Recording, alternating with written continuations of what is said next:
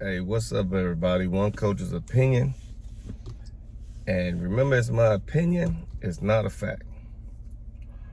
I was going to talk today about fighter identity because to me, that's the one thing that hurts a fighter is when you don't discover your identity, your goods, and your bads. And a lot of fighters do it. I mean, you got to think about all the top guys out here. We'll say Shakur. If I don't name you, it's not because I don't think you're a top guy. We're just doing examples. So I don't want nobody to come in. Oh, what about Hunter? So look, say my man Tank, Shakur Stevenson, Terrence Crawford, Errol Spence. I give Errol Spence.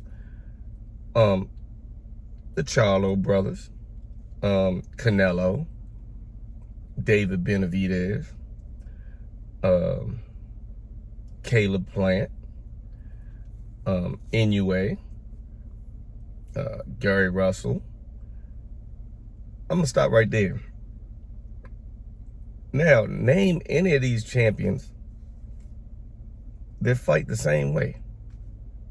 That you can say, well, he's just nothing but another. Now, matter of fact, there are a few that you might could similarities. The only similarities I've been able to come up with as far as very successful fighters that fought the same way was maybe Lennox Lewis and Klitschko. And coincidentally, they had the same trainer at the height of their careers. So that kind of explains that. But everybody had their own identity. You've seen Lennox at a certain level do certain things that he wasn't able to do early on in his career, but he made changes and understood who he was. So, I mean, with that being said, name some other champions.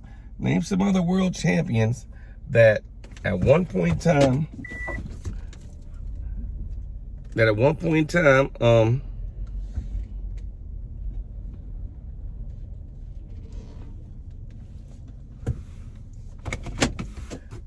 some other champions at one point in time. Marvin Hagler, Sugar Ray Leonard, Tommy Hearns, the three, Duran. All of those guys fought separate, but all of those guys knew their identity. You know, they knew their strengths, they knew their weaknesses, and that's what made them the champions they were. You know, Evander Holyfield, Mike Tyson. I always liked Lights Out Tony. All of those guys were able to become champions, but they knew who they were. I mean, Tony knew his style. Holyfield knew his style. But knowing exactly what you're capable of and exploiting that was the way they did things. But if you get some guys, like I got a lot of, kids I train and, oh, coach, I was watching this guy, I was watching that guy, I watched this guy. And some of these guys they're watching are totally different. And I don't think really at their age they'll be able to decipher and put together the good things and the bad things and take from here and take from there and put their puzzle together. But that's what you have to be able to do. I'm not saying don't mimic anybody or learn from anybody, but you have to only take the parts that are good for you, and that's where some people get confused. If you got somebody who feels they're a knockout puncher, but it never happens. You never see it. Or if you got somebody that feels they're a boxer. Yeah, I can box, but the only thing you ever do is land overhands, and that's the only way you win your fights. You know what I'm saying? But if you just focused on how to set up those overhands and the one-hitter quitters, yeah, you could be a monster. I'm looking like the Julian Jacksons and stuff like that, and you could be a monster if you understand what you're good at and you just drive it home no matter what. No matter what, this is how I'm gonna win. If I lose, I lose, but I'm gonna lose giving the best of me, not the best of somebody else. And that psyche really can carry fighters a long way, and it's really deeper. If you remember one of the fights I always remember was Ricky Hatton and Kostya Tszyu when Kostya Tszyu was on top of things. and Kostya Tszyu quit in the 12th round. Okay? Remember, Kostya Tszyu could have won that fight if he won that round. He was totally in the fight. He quit because he said, I thought I was losing too bad, and there was no need to go on. But the difference was, Ricky Hatton made him fight backwards. Look at Kostya Tszyu's fights. He's not a backwards fighter. He doesn't fight backwards. He was actually able to fight pretty good going backwards. I mean, it was like a back and forth, but Ricky Hatton was kind of winning the war. But the fact that he was going backwards and didn't understand and wasn't used to going backwards made him feel like he was totally losing the fight that he was out of, that made him quit. He wasn't hurt. Look, go back and look at the fight. He wasn't hurt. In his psyche, he was losing. Why? Because he wasn't used to doing something that Ricky Hatton made him do. You take a fighter like Ricky Hatton, you're never going to see a video of Ricky Hatton really fighting off the ropes and going backwards. He's going to be a forward fighter. Even if he goes forward, hits his head on the ring post and falls down like Floyd make him do. And I'm not trying to be funny, but Ricky Hatton was going to win or lose being Ricky Hatton. Floyd is going to win or lose being Floyd. And the thing, Floyd is like a master. That's what makes him so great. And that's why I love Floyd Mayweather, because even in a Pacquiao fight, Floyd is like, yo, I'm winning rounds. He has to do something different. Everybody criticized Floyd on that fight, but truth of the matter is, Pacquiao had to do something different. You're losing. Nobody came out of that fight and was like, oh man, Pacquiao stunk it up. Oh, Floyd made it boring. It was boring. It was boring because Pacquiao couldn't do nothing about it. Floyd found out, you can't get past my straight right. I'm either going to hit you with this straight right or I'm going to spin out. You're not going to be able to press me on the ropes like you do these other guys.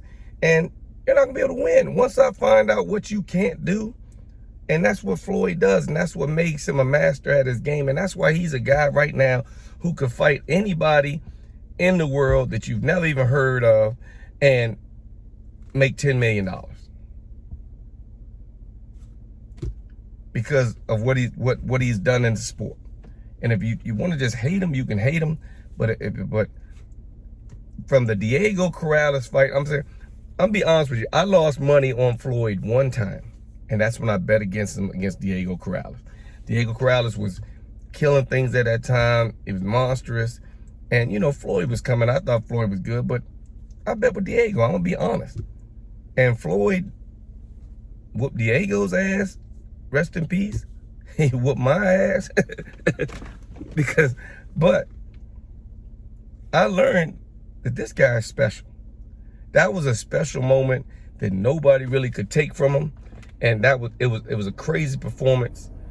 Nobody had ever seen Diego look like that. Nobody had ever seen anybody master a guy like that. Knock him down 5 times. Diego was just lost. But Floyd knew his identity. He knew he was good at it, and he sharpened his tools. Think about it. When you really see it, say the Cotto fight. Floyd and Cotto, to me, one of the most competitive fights, besides Maidana. I'll give you Maidana. One of the competitive fights that Floyd ever had was Cotto. But once he realized that right hand was killing Cotto, he just kept using it until, you know, it couldn't be used no more. And that's what got him through that Cotto fight. But that was actually a pretty good fight, challenging fight. Floyd was a little bloody and stuff like that. That was really a good fight to watch, to say, okay, yeah, you could really see the talents of Floyd Mayweather. A lot of other fights, man, Floyd studies guys. He might say he doesn't, but he studies guys. I know he knows what he's doing, so he doesn't have to look at them long. He doesn't have to be like, well, hey, look,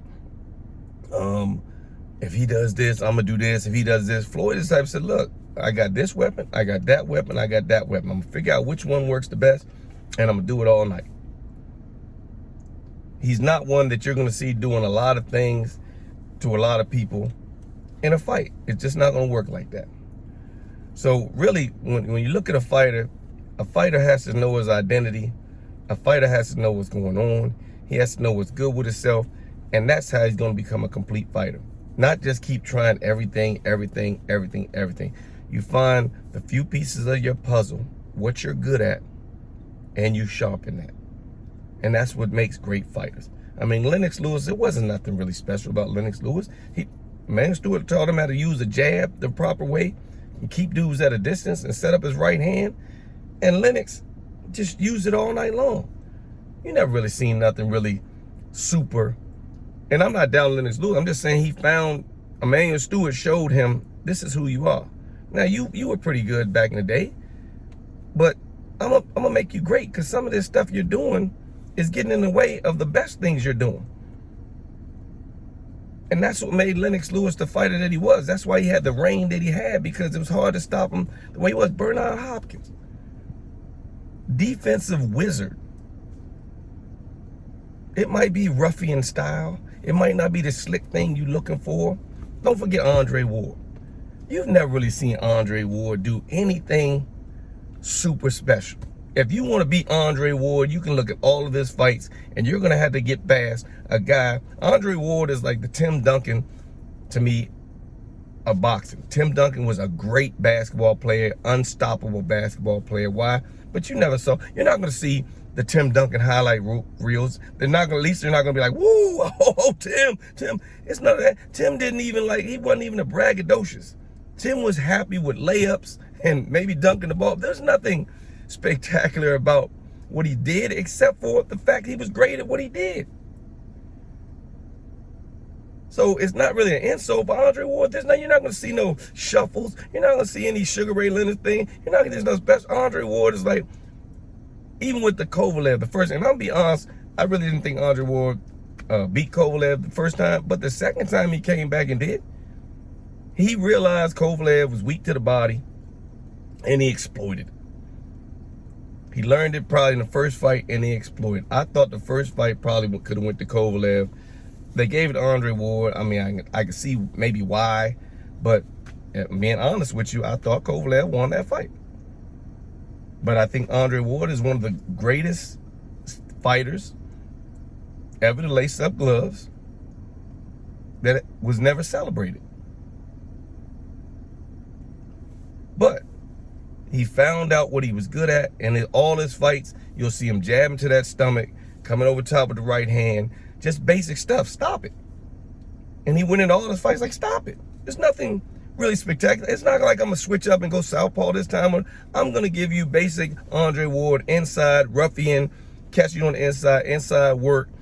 I can box from the outside if I need to, but I'm going to make it rough. I'm going to make it rough for you. I'm going to see if you train as hard as me. I'm going to see if you do the things that I do in camp. I'm going to see, and that's how he was. He was a pressure type fighter that busted a lot of pipes. He knew where he was. So you got some of these guys out here that are great guys. They're real talented, but if you can't put your puzzle pieces together and make a picture, because that's what you're supposed to do. Otherwise, you're just going to have a nice looking puzzle. These pieces look nice, but if they don't go together and make a picture, they're useless. So one coach's opinion, I'm going to keep this one short. One coach's opinion, find your identity, find who you are, and I guarantee you'll find greatness, or you'll find the best version of yourself, and you just got to make it great. One coach's opinion. Tell me what you think. I'll see you later. Coaches, let me know. Boxers, let me know.